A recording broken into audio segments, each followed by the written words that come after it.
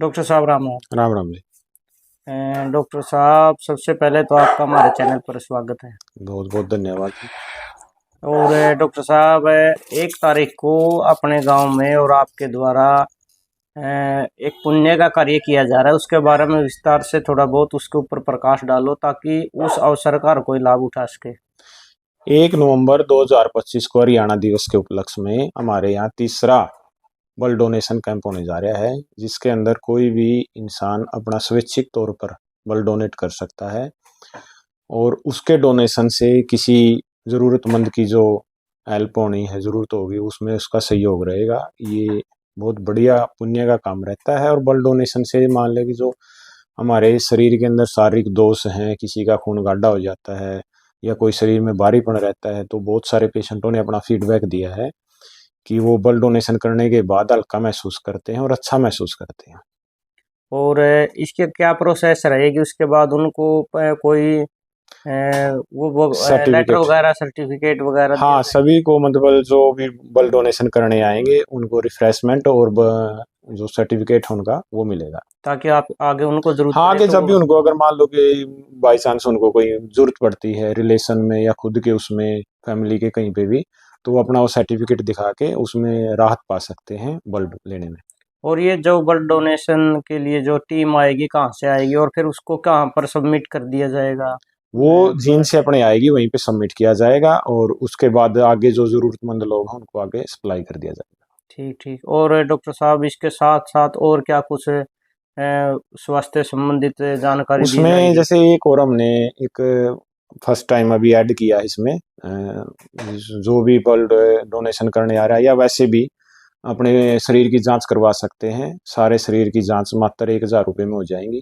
हम्म। और कई बार हम जैसे समाज में देख रहे हैं कि बहुत सारे पेशेंट हैं या सामाजिक तौर पे आता है कि मेरे को हार्ट फेल हो गया या कुछ और भी मतलब गंभीर बीमारियों के शिकार हो जाते हैं। और हम्म। स्टार्टिंग में तो डरते रहते हैं कि नहीं नहीं जांच नहीं करवानी हमें, पता नहीं क्या हो जाएगा, पता नहीं क्या हो जाएगा, फिर वो अचानक से बीमारी गंभीर रूप ले लेती है। हम्म। तो ये बहुत ही गोल्डन अपॉर्चुनिटी है सभी ग्रामीण वासियों के लिए और आसपास के लोगों के लिए कि अपने खून की जांच करवाएं। और मात्र 1,000 रुपये में पूरे शरीर की जांच होने लग रही है ताकि हमें पता लग पाए कि हमारे शरीर के अंदर क्या कमियां हैं।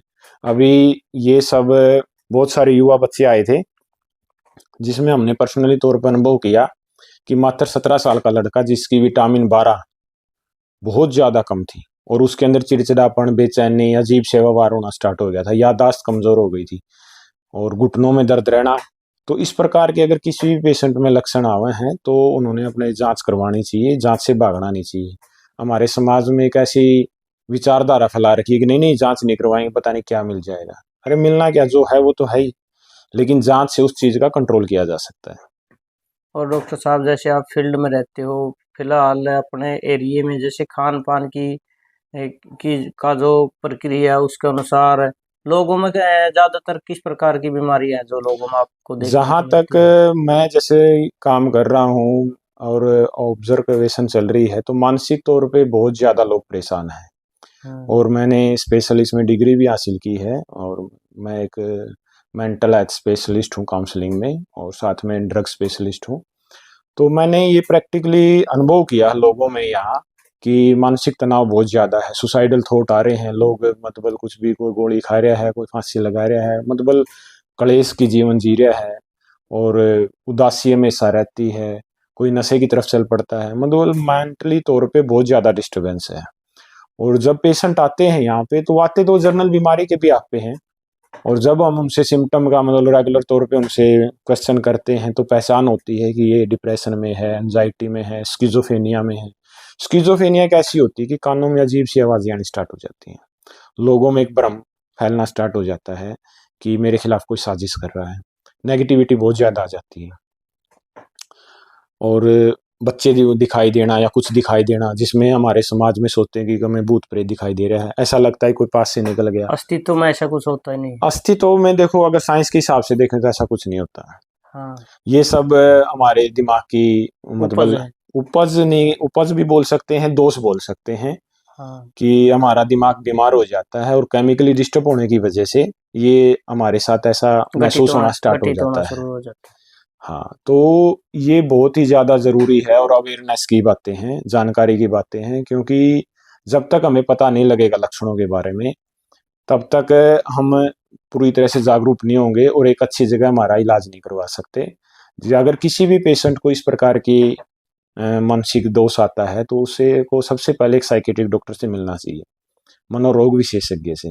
ठीक। तो वो आपको गाइड करेगा, अच्छे से मेडिसिन देगा और उसके बाद आपकी काउंसलिंग होती है। काउंसलिंग का मतलब अगर मैं सरल भाषा में समझाऊं तो उसमें ये बताया जाता है कि आपको ये बीमारी क्यों हुई है, इसका उपचार क्या हो सकता है, इससे कैसे बाहर निकल सकते हैं हम, और इसके लिए हमें क्या क्या सावधानी रखनी चाहिए।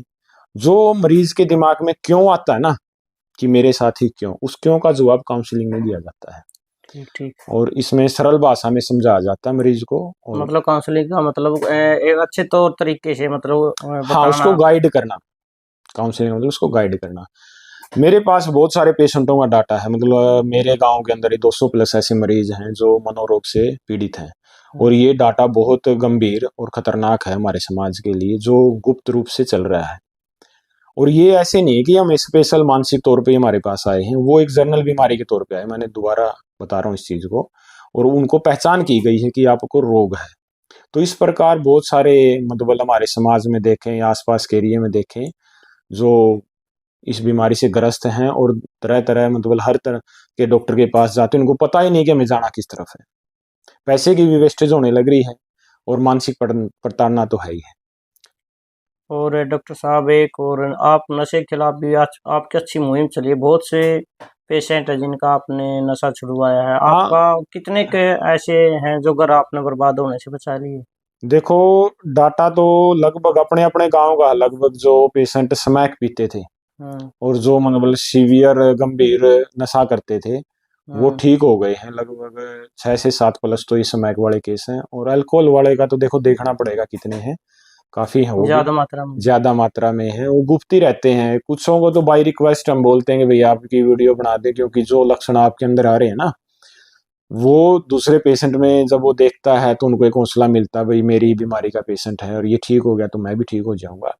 बट कुछ लोग हिचक जाते हैं कि नहीं, हम पब्लिकली नहीं आना चाहते, गुप्त रहना चाहते हैं। हम्म। तो जो आ जाते हैं उनका मैंने अपने पेज पे वीडियो भी डाला हुआ है बकायदा, उनके प्रूफ के साथ, ताकि लोगों में एक जागरूकता आए, एक हौसला बने कि हम बाहर आ सकते हैं।